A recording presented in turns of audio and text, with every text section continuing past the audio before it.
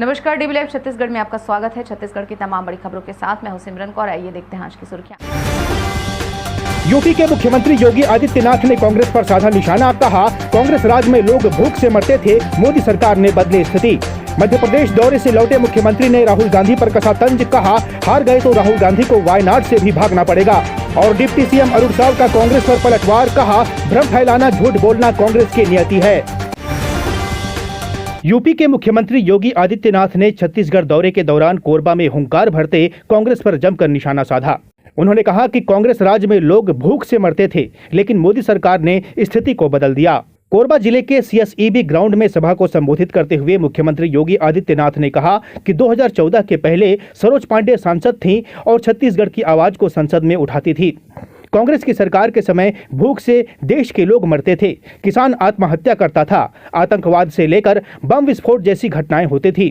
मोदी के नेतृत्व में भाजपा सरकार ने सीमाओं को सुरक्षित करने के साथ ही आतंकी घटनाओं को रोकने का काम किया है। 2014 के पहले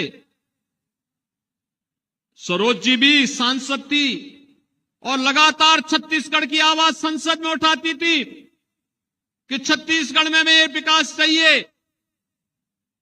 भूख से लोग देश के अंदर मरते थे कांग्रेस की सरकार के समय। किसान आत्महत्या करता था, नौजवान पलायन करता था, बेटी और व्यापारी असुरक्षित थी और देश के अंदर आतंकवादी कहीं भी घुसपैठ करके बम विस्फोट कर देते थे। छत्तीसगढ़ के पूर्व मुख्यमंत्री भूपेश बघेल पर निशाना साधते हुए योगी आदित्यनाथ ने कहा कि कांग्रेस की सरकार ने एक भी गरीब का मकान नहीं बनाया, जबकि मोदी जी ने छत्तीसगढ़ के 18 लाख गरीबों के मकान बनाने का आश्वासन दिया है। छत्तीसगढ़ में भूपेश बघेल की कांग्रेस की सरकार ने एक भी गरीब का मकान नहीं बनाया। आज भारतीय जनता पार्टी की विष्णुदेव साय की सरकार ने कहा है, मोदी जी ने आश्वासन दिया है और उन्होंने 18 लाख गरीबों के लिए मकान के कागज तैयार कर दिए। चुनाव के बाद उन 18 लाख गरीबों को एक एक आवास उपलब्ध होने जा रहा है। सीएम योगी आदित्यनाथ ने कहा कि हम कहते थे कि रामलला आएंगे, मंदिर वही बनाएंगे, और उस समय कांग्रेस के लोग सुप्रीम कोर्ट में एफिडेविट दे रहे थे और कह रहे थे कि राम थे ही नहीं। राम मंदिर बनने के बाद अब कांग्रेस कह रही है राम सबके हैं। इनका दोहरा चरित्र तो देखो। आप मुझे बताओ,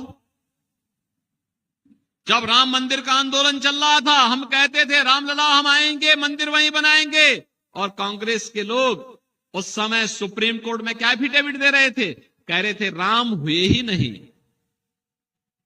और जब अयोध्या में मोदी जी के प्रयास से रामलला फिर से विराजमान हो गए, अब कांग्रेस के लोग कहते राम तो सबके हैं। मध्य प्रदेश दौरे से वापस रायपुर लौटे मुख्यमंत्री विष्णुदेव साय ने कांग्रेस नेता राहुल गांधी पर तंज कसा है। उन्होंने कहा कि इस बार राहुल गांधी हार गए तो उनको वायनाड से भी भागना पड़ेगा। मीडिया से चर्चा करते हुए मुख्यमंत्री विष्णुदेव साय ने कहा कि कांग्रेस नेता राहुल गांधी इस बार हार गए तो उनको भागना ही पड़ेगा। उन्होंने कहा कि जिस प्रकार से अमेठी उनका पैतृक क्षेत्र था, लंबे समय तक अमेठी गांधी परिवार के कब्जे में था, इसके बाद भी यहाँ का विकास नहीं हो पाया है। उन्होंने कहा कि मेरा रायगढ़ संसदीय क्षेत्र अमेठी से ज्यादा डेवलप है। हाँ, तो अगर इस बार वो हार गए तो भागना ही पड़ेगा। अमेठी उन लोगों का पैतृक क्षेत्र था, लंबे समय तक गांधी परिवार के कब्जे में था और सौभाग्य से हमको एक बार चुनाव प्रचार करने का वहाँ अवसर मिला था। बीजापुर में 5 मतदान दल के फंसे होने के सवाल पर मुख्यमंत्री विष्णुदेव साय ने कहा कि बस्तर में बहुत ही शांतिपूर्वक मतदान संपन्न हुआ है। ब्लास्ट से एक जवान शहीद हुए हैं, जबकि शांतिपूर्वक चुनाव हुआ है। आ जाएंगे, वैसे बड़ा शांतिपूर्वक कल का बस्तर का चुनाव निपटा है। उसमें हल्का एक ही वो भी ब्लास्ट से एक सैनिक हमारा शहीद हुआ है और एक को थोड़ा चोटिल हुआ है, बाकी शांतिपूर्वक निपटा है। पूर्व सीएम भूपेश बघेल के ट्वीट पर मुख्यमंत्री विष्णुदेव साय ने कहा कि वो लोग कुछ भी बोलेंगे, अब कहने के लिए उनके पास कुछ नहीं है। सभी चीजों में घोटाला करके बैठ गए हैं, चाहे वह शराब हो, कोयला हो, डीएमएफ की राशि तक में घोटाला हुआ है। अब वो लोग कुछ भी बोलेंगे, अब कहने के लिए उनके पास कुछ शब्द है ही नहीं है। सारे चीज में तो घोटाला करके बैठ गए हैं, चाहे वो शराब हो, चाहे कोयला हो, चाहे रेत हो, डीएमएफ की राशि तक में घोटाला हुआ है और नरवा गरवा घुरवा बारी गोबर तक के लोग खा गए हैं। विधानसभा के प्रश्न में मतलब ये सब प्रमाणित हुआ है, तो इससे और दुर्भाग्य क्या। कांग्रेस द्वारा प्रधानमंत्री नरेंद्र मोदी के वीडियो में वॉशिंग पाउडर का गाना लगाकर शेयर किया जा रहा है। कांग्रेस पर पलटवार करते हुए डिप्टी सीएम अरुण साव ने कहा कि भ्रम फैलाना, झूठ बोलना कांग्रेस की नियति है। कांग्रेस मुद्दा विहीन पार्टी है। देखिए, कांग्रेस पार्टी का मैंने आपको पहले ही कहा कि ये भ्रम फैलाना, झूठ बोलना, झूठे वायदे करना, ये कांग्रेस पार्टी की नियति बन गई है और ये मुद्दा विहीन है। मीडिया से चर्चा करते हुए डिप्टी सीएम अरुण साव ने कहा कि कांग्रेस फिलहाल मुद्दा विहीन है। इन्होंने पीएम मोदी पर व्यक्तिगत हमले किए हैं। ये बताता है कांग्रेस किस स्तर तक नीचे जा सकती है। अरुण साव ने दावा किया कि लोकसभा के चुनाव में कांग्रेस की स्थिति ऐसी होगी कि उन्हें नेता प्रतिपक्ष भी नहीं मिलेगा। जिस प्रकार से लगातार नरेंद्र मोदी जी पर व्यक्तिगत आक्षेप, व्यक्तिगत हमले कांग्रेस पार्टी ने किए हैं, वो बताता है कि कांग्रेस पार्टी किस स्तर तक नीचे जा सकती है और किस स्तर तक नीचे जा चुकी है।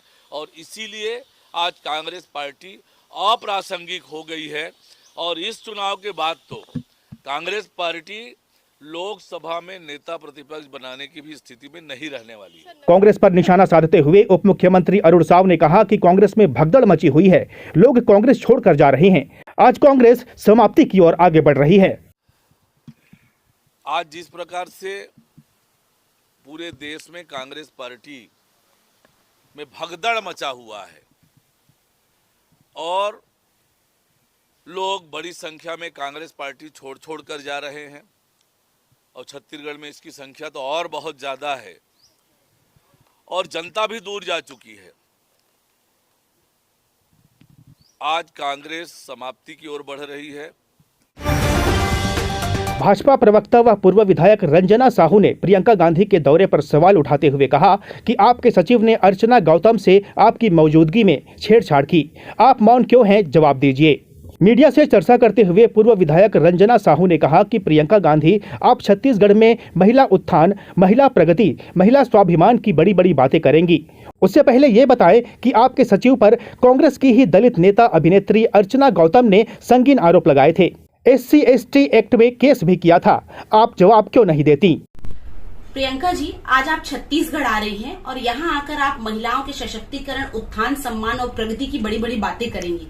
लेकिन उसके पहले आप ये बताइए कि आप ही के सचिव पर दलित वर्ग की अभिनेत्री अर्चना गौतम ने संगीन आरोप लगाए और SC एक्ट के तहत केस भी दर्ज हुआ और यह वारदात तब हुई जब कांग्रेस का अधिवेशन रायपुर में चल रहा था। ऐसा आपने क्यों कराया प्रियंका जी? आप और आपका पूरा परिवार शुरू से ही दलित और पिछड़े वर्ग के लोगों से नफरत करता है और ये नफरत क्यों करता है, इसका जवाब आपने अभी तक नहीं दिया। इस बुलेटिन में फिलहाल इतना ही। बने रहिए DV लाइव छत्तीसगढ़ के साथ। नमस्कार।